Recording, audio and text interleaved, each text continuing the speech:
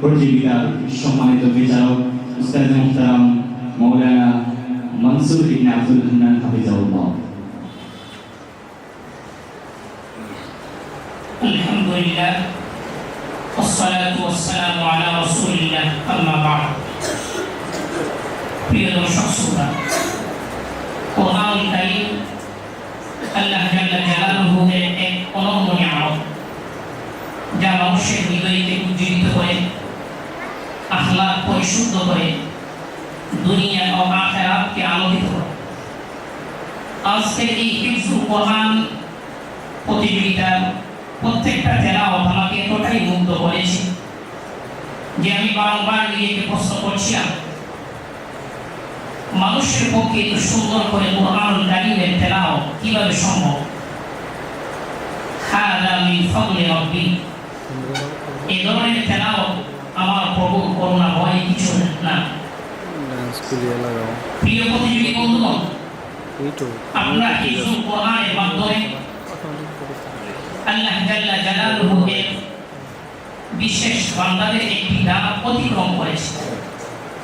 কারণ রাসূল আলাইহিস সালাতু ওয়াস সালাম বলেন, ইন্না লিল্লাহি আহলিনা মিনান নাস, মানুষের মাঝে আল্লাহর কিছু প্রিয় বান্দা আছে। সাহাবায়ে কিরাম রিদওয়ানুল্লাহি তাআলা আলাইহিম জিজ্ঞাসা করলেন, হে আল্লাহর রাসূল, সে সকল বান্দারা কারা? আল্লাহ রাসূল সাল্লাল্লাহু আলাইহি ওয়াসাল্লাম বললেন, হুম আহলুল কোরআন, আল্লাহর প্রিয় বান্দা হলো যারা কোরআনুল কারীম মুখস্থ করেছে এবং এর অনুযায়ী আমল করেছে, তারাই হলো আল্লাহর প্রকৃত এবং প্রিয় বান্দা। তো আপনারা আলহামদুলিল্লাহ কোরআনুল কারীমের শব্দ আলফাজগুলি আত্মস্থ করেছেন।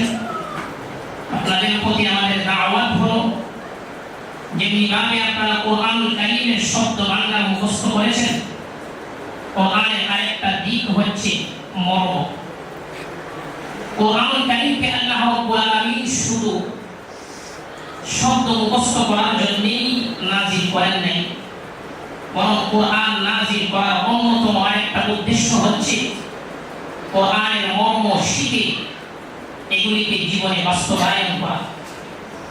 আমাদের পূর্বসূরি যারা ছিলেন, ওরা কোরআনকে নিয়ে গবেষণা করতেন এবং জীবনের প্রত্যেকটা রন্ধে রন্ধে কোরআনকে পৌঁছে দেওয়ার ফিকির ও চিন্তা করতেন।